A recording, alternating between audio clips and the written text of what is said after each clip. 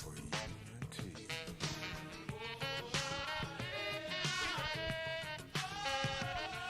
Emotive is the message, a call for unity. For a long, long time, we've been deceived by the illusion. We're called by different names, and this has served to just confuse us. When all is said and done, to be one's our revolution. We never stand alone.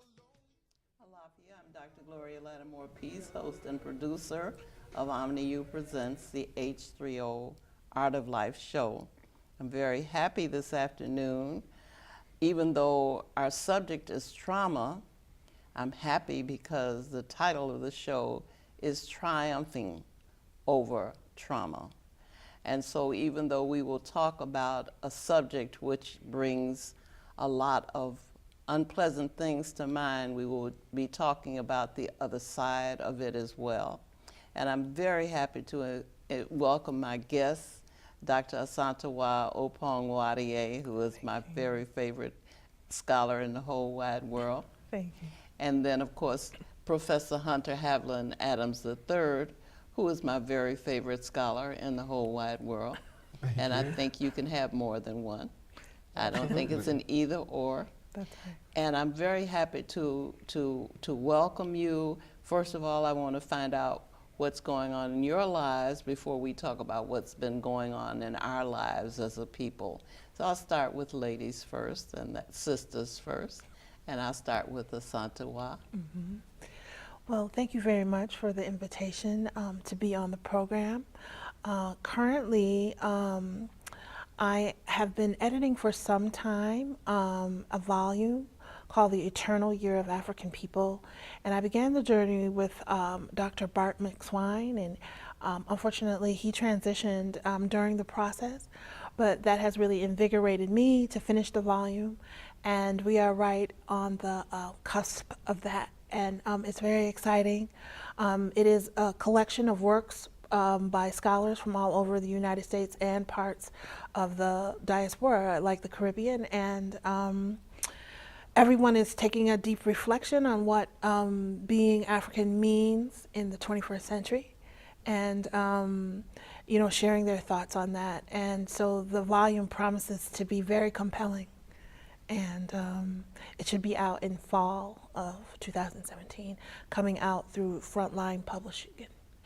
I'm very happy to hear that. Yeah. I'll be one of the ones standing in line to buy a copy. All right. Okay. Yeah.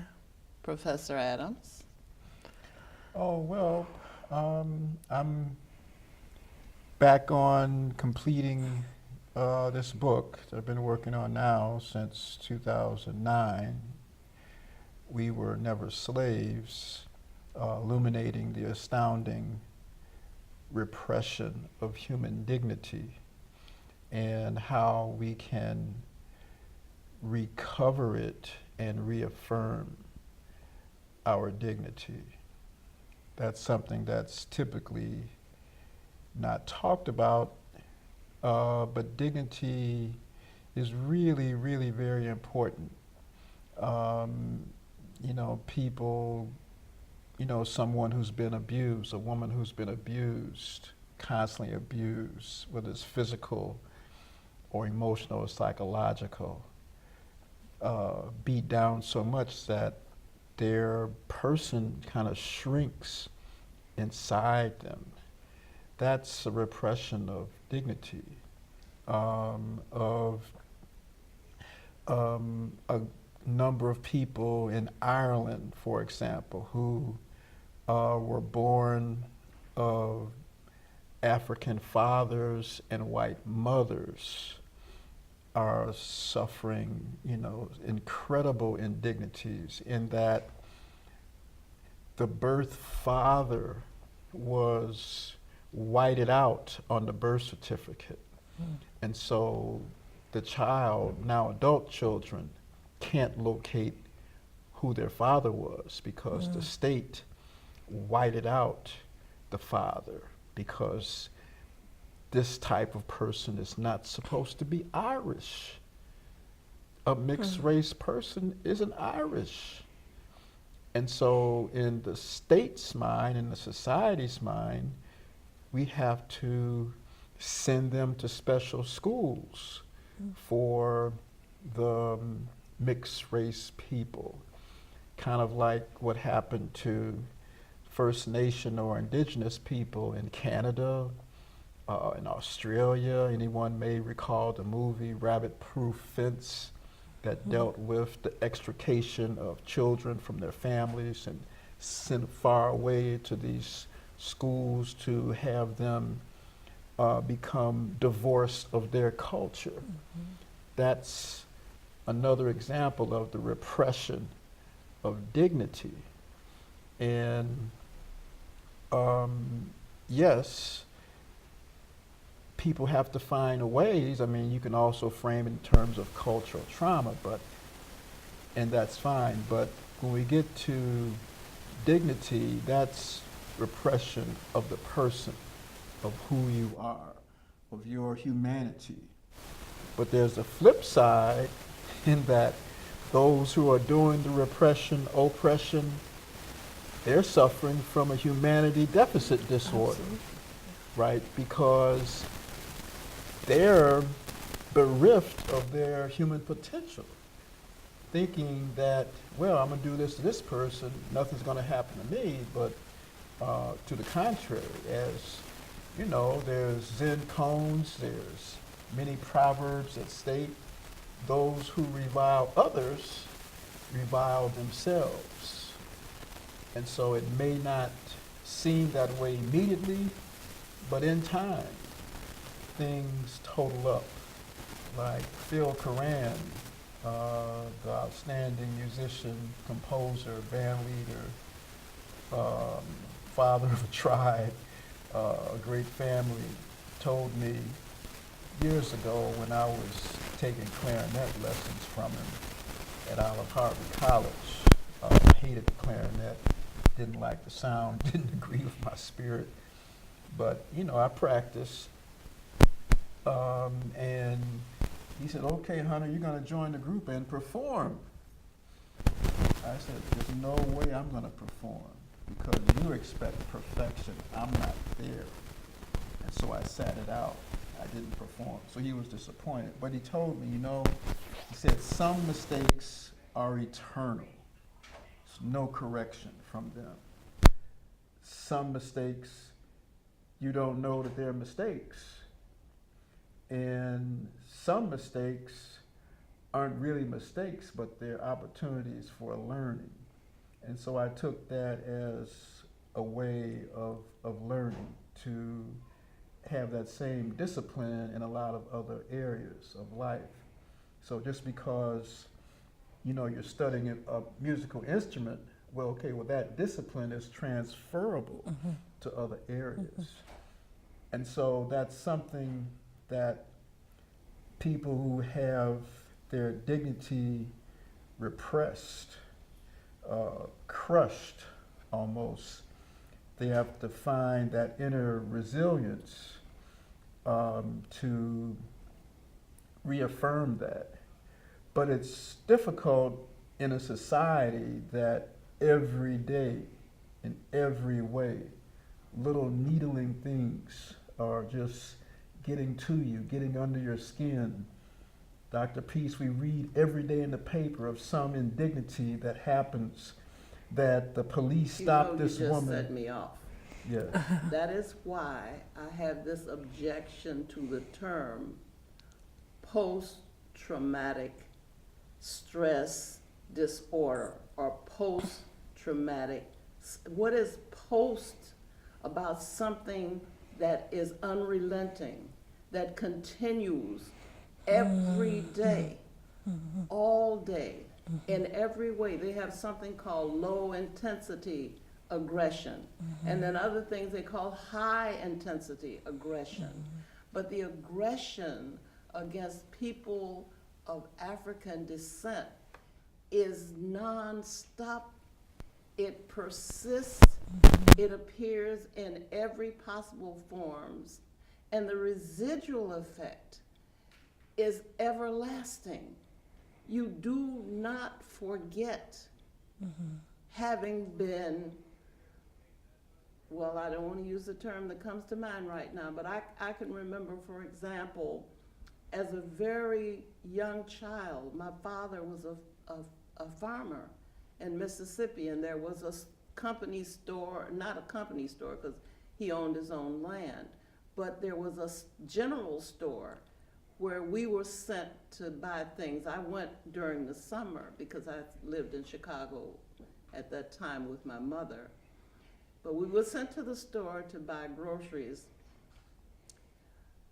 When we went in, some man who was just hanging around the store called my brother the word that we absolutely do not want to hear, the word that they call the N-word.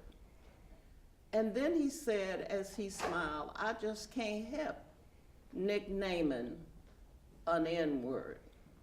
Now, we were children. We had done nothing to anybody except go run an errand for our parent.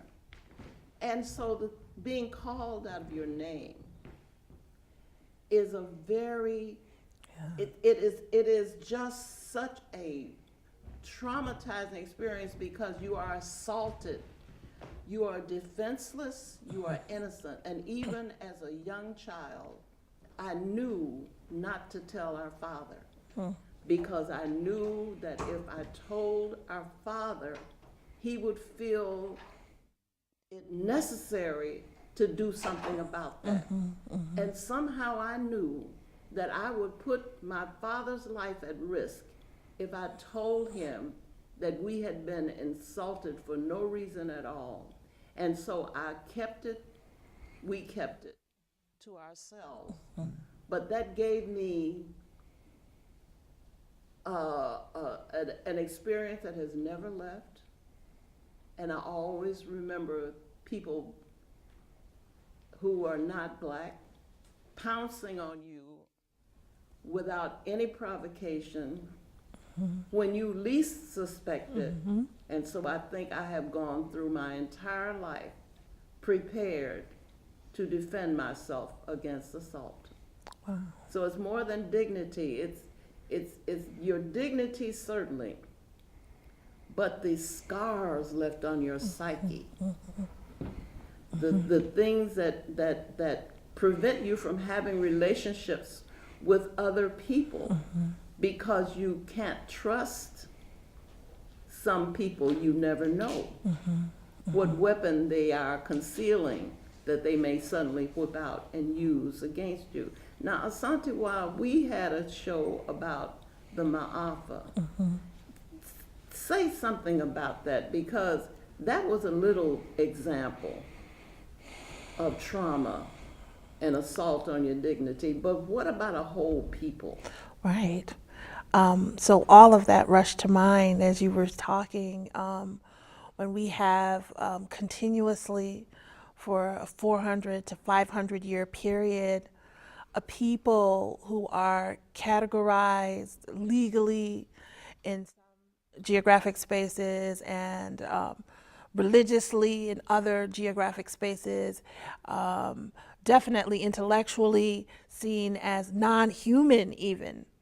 You know, so here we're not saying that this is a class thing where this human is less than that human, but this human is not on the continuum of humanity. And for people to live knowing that that is how they are evaluated by people who have power of life and death over them. And then how psychologists are saying now that trauma passes, that when one dies, the trauma they have experienced does not die with them, that their children may inherit trauma, may inherit those memories, and may carry genetically those same scars, those same psychological scars.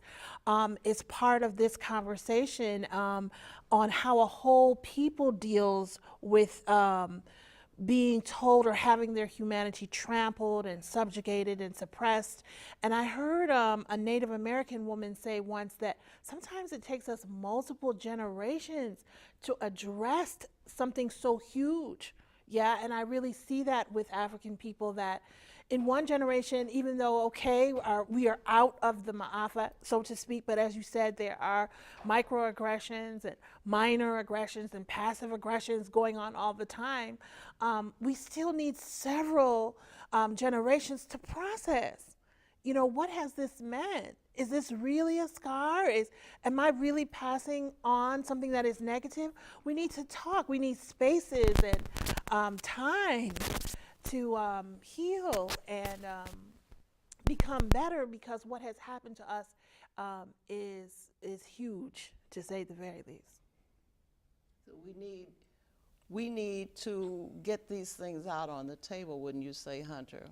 We need to talk about those experiences that have affected us deeply and indelibly, so that you can't, you have to say, you have to speak it, you have to say, this was my experience.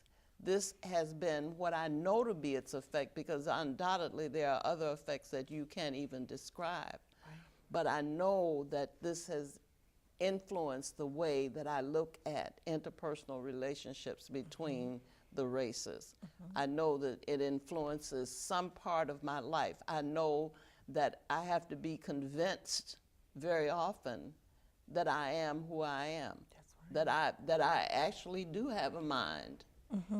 And that I actually, there is something attractive about me, that there is a person here who is worthy of validation and respect and honor. It takes repeated validation. Yes. Because very often you forget who you are and you forget from whence you came, and so you begin to doubt yourself whether or not you can do these things. You're writing a book, how dare you? You know, our people were illiterate. We were savages. We were primitives. We did not understand language. Our children in schools had no vocabulary. They had, we were, as you said, we were not even on the human continuum. So we were being tolerated. According to someone else, I have to throw that caveat in. Go ahead. Because, United Nations Working Group for People of African Descent held hearings in a number of cities, Chicago, Washington, New York. They were going to go to Jackson, Mississippi, but the current mayor said, no, y'all not coming down here. So they were taking testimony from citizens, quote, citizens, African Americans, about their experiences, their own personal experiences, their family experiences, what they feel about living in the United States. And so that document was published last year. It is available online on the United Nations website, the UN Working Group for People of African Descent report. So anyone who's interested, they can't find it there. And so they called for a number of recommendations, one of which was some form of reparations and programs for healing, because when the captive Africans, which some people say slaves, but I don't use that word because they were captive in prison camps, plantations, and other places. When Lincoln wrote the Emancipation Proclamation and after the Civil War, they weren't given a choice.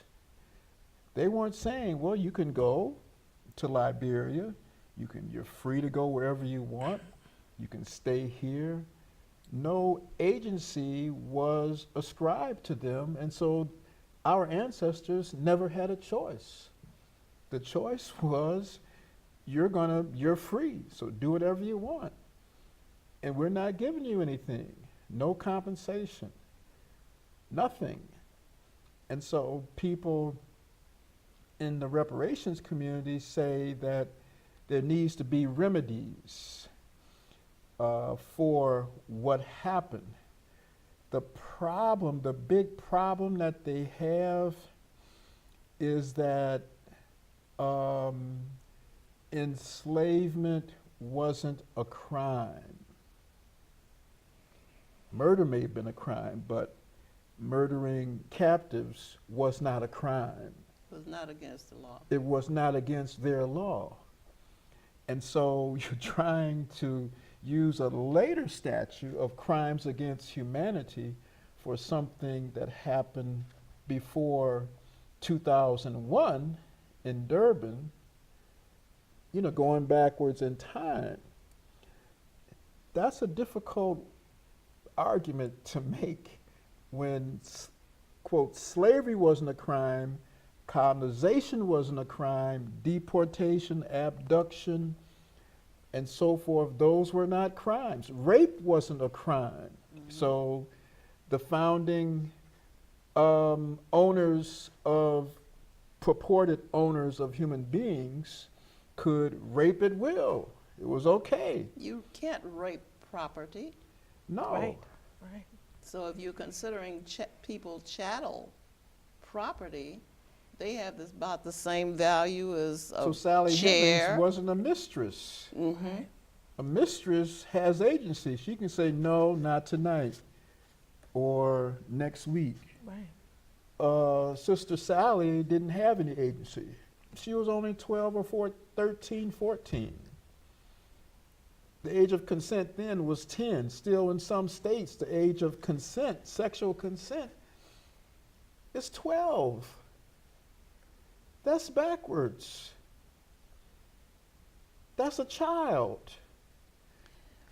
And so we're contending with trying to get remuneration, remedy from, it seems impossible unless it can be reframed another way.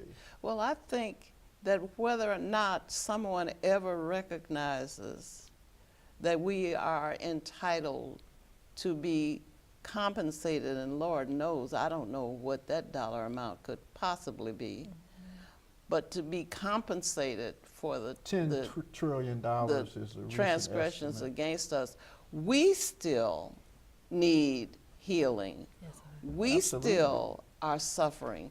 We still are witnessing traumatic events go on in our lives and the lives of people who are close to us, and the lives of our neighbors, and the lives of people that we know across the globe. So that whether or not someone ever thinks we deserve it, we need to recognize that we need it. We need to recognize, we could spend the whole hour talking about the atrocities of the Ma'afa. And when we spent that hour, we would not be finished, because it continues, as you pointed out, down through generations. Mm-hmm. It is not possible to be kidnapped, to be pinned into the holds of slave ships, to be denied access to sun and fresh air and food, to be so deprived that when you arrived at the destination of the ship, you had to be fattened up and oiled down so that you could be sold as property to somebody else. All of that is traumatizing, but we must understand that we were able yet to survive that. Mm-hmm. When we look at the things that are happening and have happened, we almost have to say, and still I rise. Mm-hmm. Because somehow there's an inner strength that enables us to continue to put one foot in front of the other at times when we don't even know how we will get through an experience. The death of a loved one, for example. Especially the unexpected death of a loved one is a very traumatizing experience.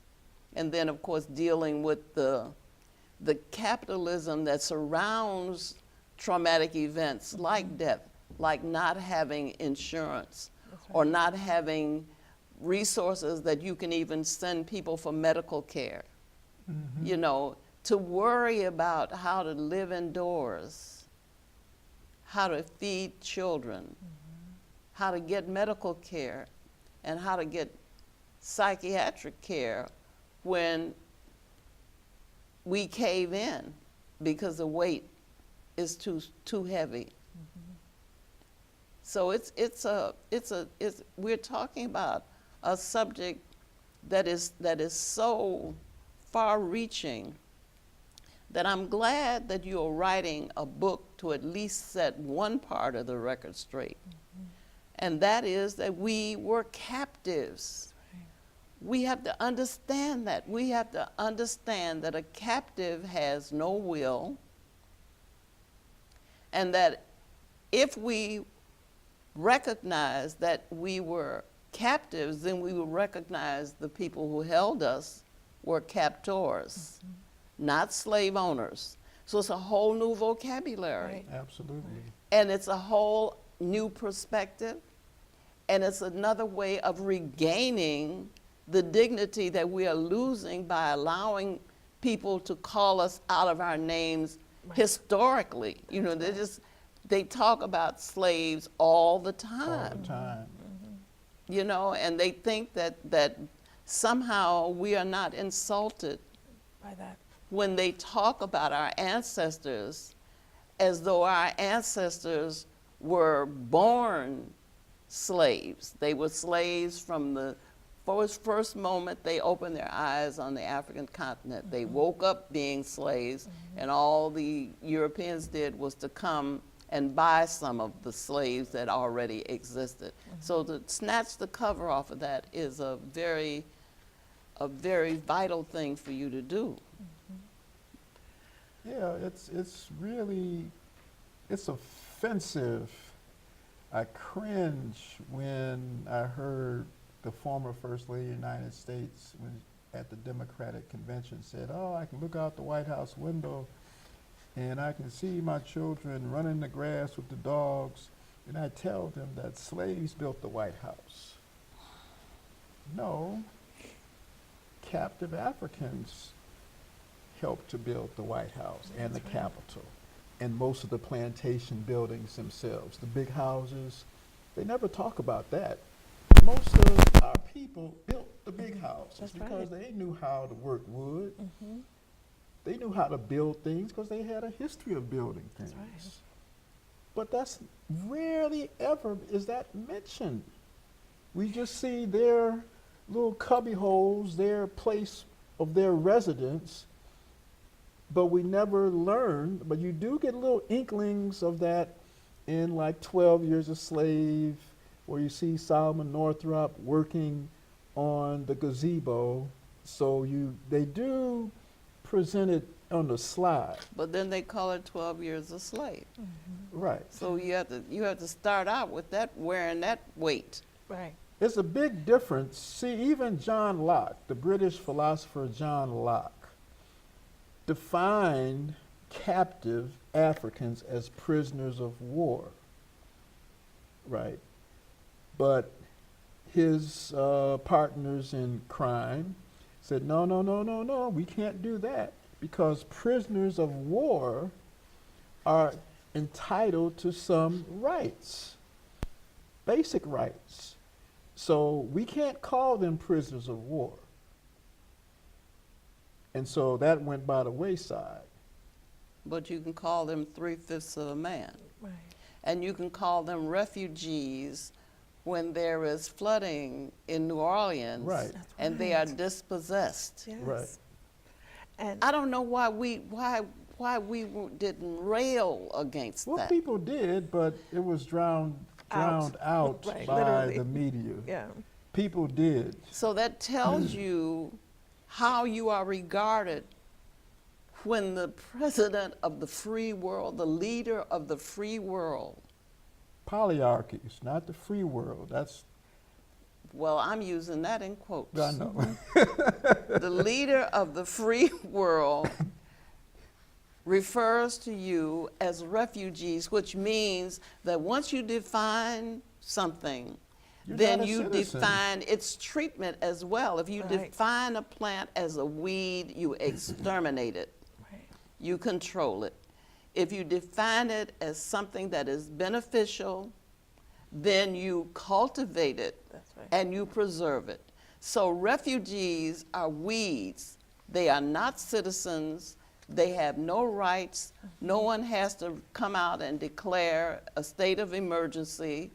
No one has to be allowed to bring in provisions to maintain them or to save their lives, in fact.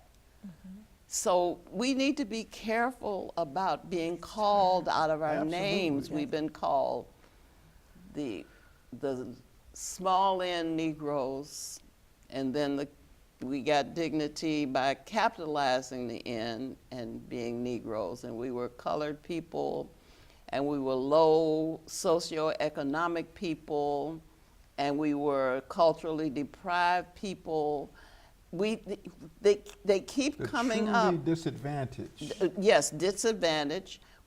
Special needs. Right. You know, we Minority, get right. defined in all the ways that reduce us, that minimize us, that make us insignificant on the face of the earth. Minority is one of my most favorite hated words. How do you call the people? If 9/10 of the world are people of color, how do you call people of color minority anywhere? Right. And in this city, for example, to have us called minorities, when this city is divided into ethnic groups. You have Italians, you have Irish people, you have Croatians, you have all these ethnic groups. They don't call those people minorities because There's 77 neighborhoods in Chicago, distinct ethnic neighborhoods. Right. So you don't call, those people all come together and they are one amalgamation called white. And that gives them the minority. But there are more black people in Chicago than there are Irish people. right. There are more black people in Chicago than there are Germans. There are more black people in Chicago than there are Italians. There are more black people in Chicago than any other ethnic group. So we're not a minority in Chicago. We're not a minority in the world. right. And yet we accept Upset. being referred to as minorities as though that's not a bother. It is a bother because when you see yourself as minor, as less than, A child. there goes your dignity. Right, and how you will be treated. And one of the things that stood out for me this year when I was teaching African American history, 1800 to 1900, was that in order not to say that someone could own someone else, like call him or her a slave owner, I started saying plantation owner. And my students themselves said, we're not comfortable with that term. You know, it's too passe. It doesn't speak to what you have to do to maintain a system like that. It's benign. And so we thought together about like, what could we say? And we came up with the human traffickers. Because human trafficking then suggests that some wrong is being done and done on a regular basis. And in fact, that somebody is reaping economic benefit from this sort of wrongdoing. So it is not only what we allow ourselves to be called, but what we call and how we name the systems and the persons participating in those systems that are against us, you know, and that we give those things the appropriate name. Right. Yeah. And how do we say plantation owner? From whence did these people get this land? Right. Right. The indigenous people were here on the land. It was not their custom to sell what did not belong to them. Right. They never considered the earth as belonging to them. So they could not have sold the land to the settlers that came.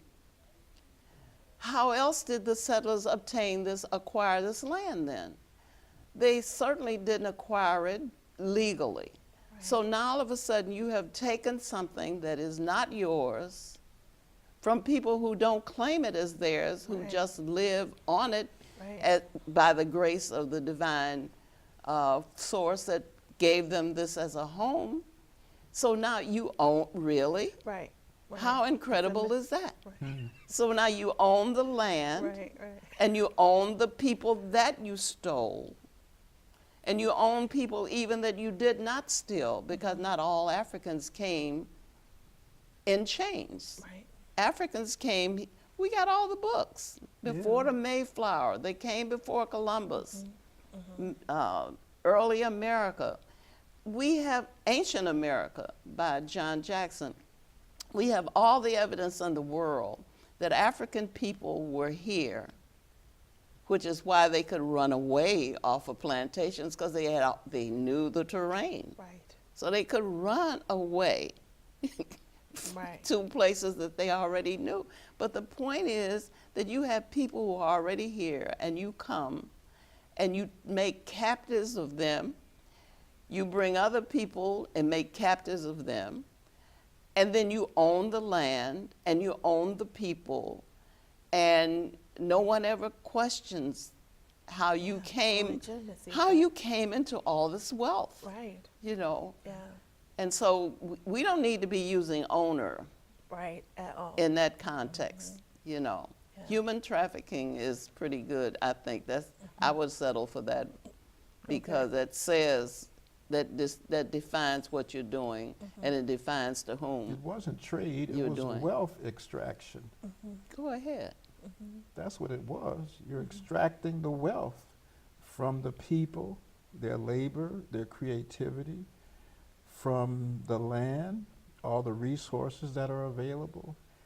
It's transoceanic wealth extraction, because it wasn't just here. You know, anyone who remembers their world history from high school remembers Vasco da Gama and all those other characters. All the explorers, The who went out explorers. looking for their fortune. Right. You know, you got the Pirates of the Caribbean now that tries to make light of that. Yes. That Even this is in the a fairy fun thing. tales. Right. Yeah. But this was wealth extraction, extracting. It's not poor people. Their wealth has been extracted. It's been extracted from their communities. It's The been natural resources. it's a continual process.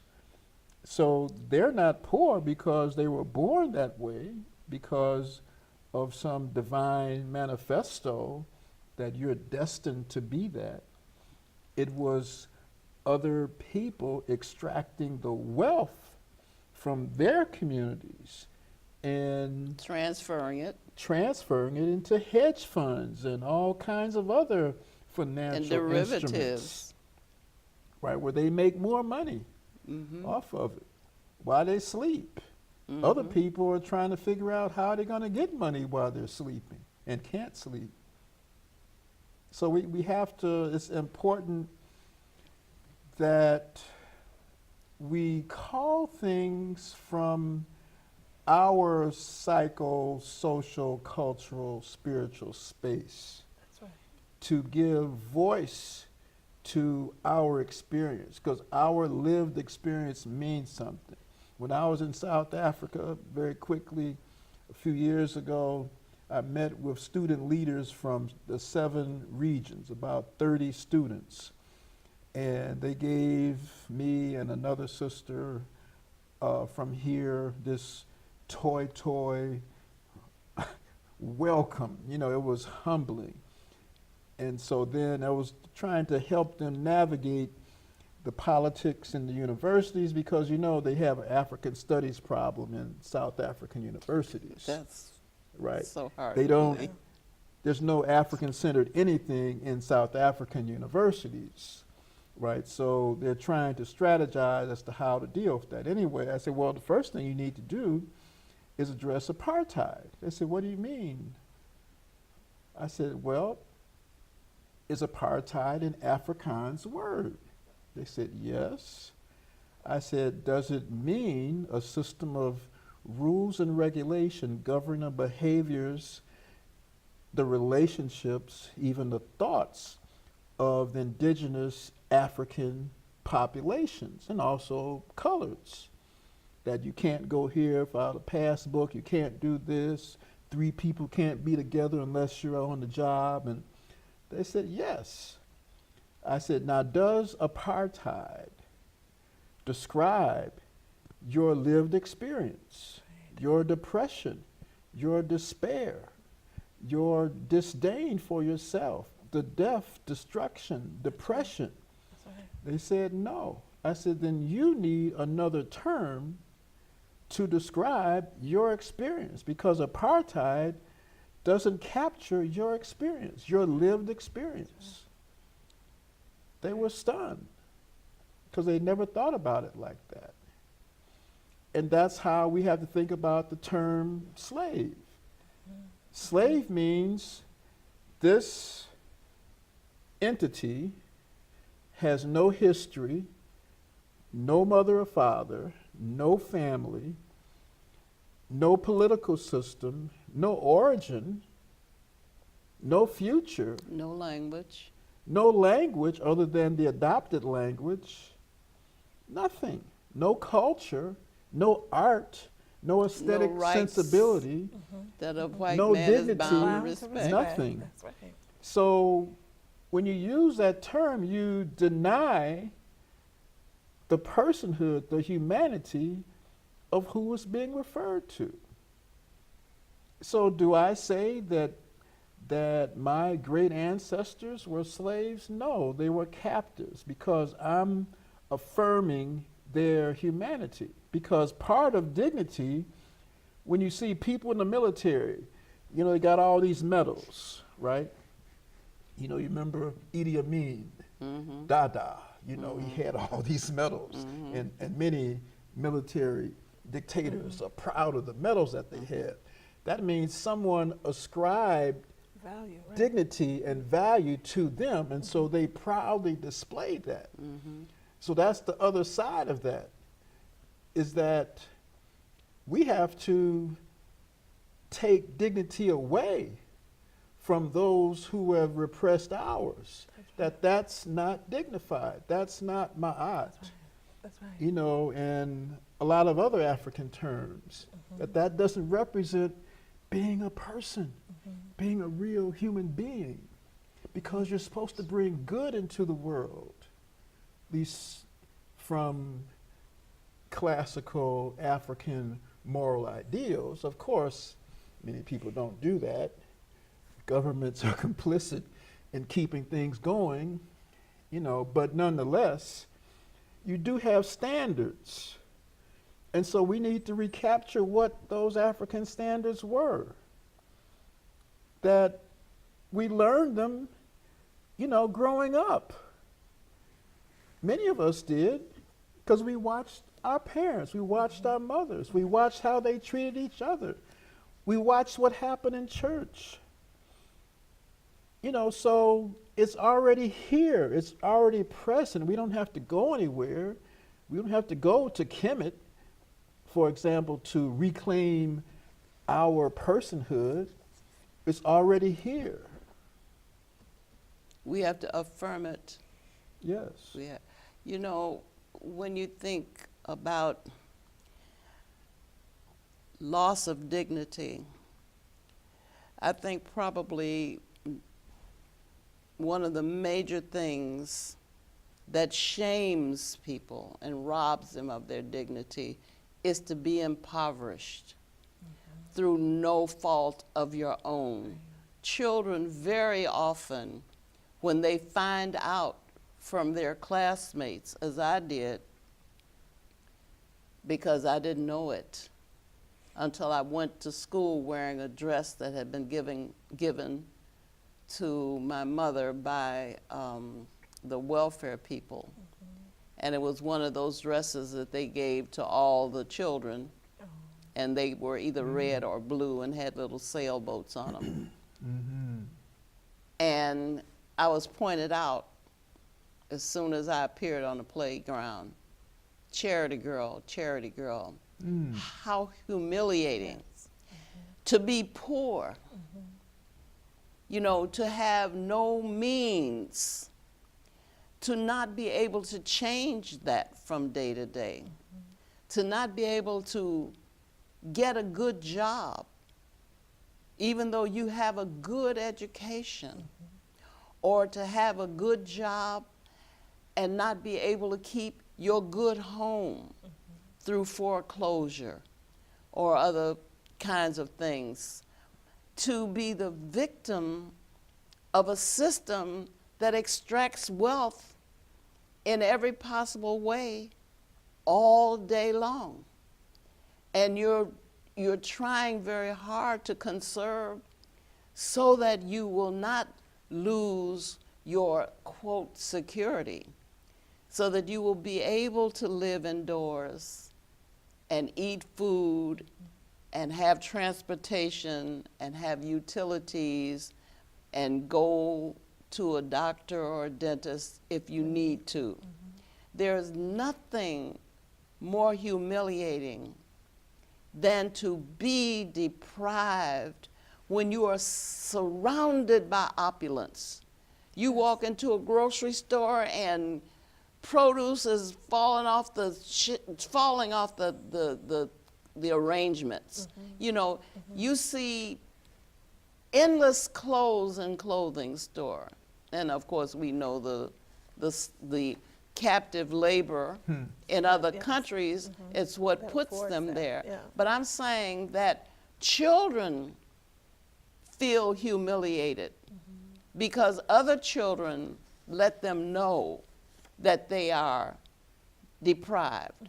So having your wealth extracted as a community of people on a continent, having people come in and take the oil, use your labor to do it, take the gold, take all of the things that are valuable and sell them over the open market, leaving you impoverished and having to travel miles into town so that you can work for not enough money to be even able to go back home.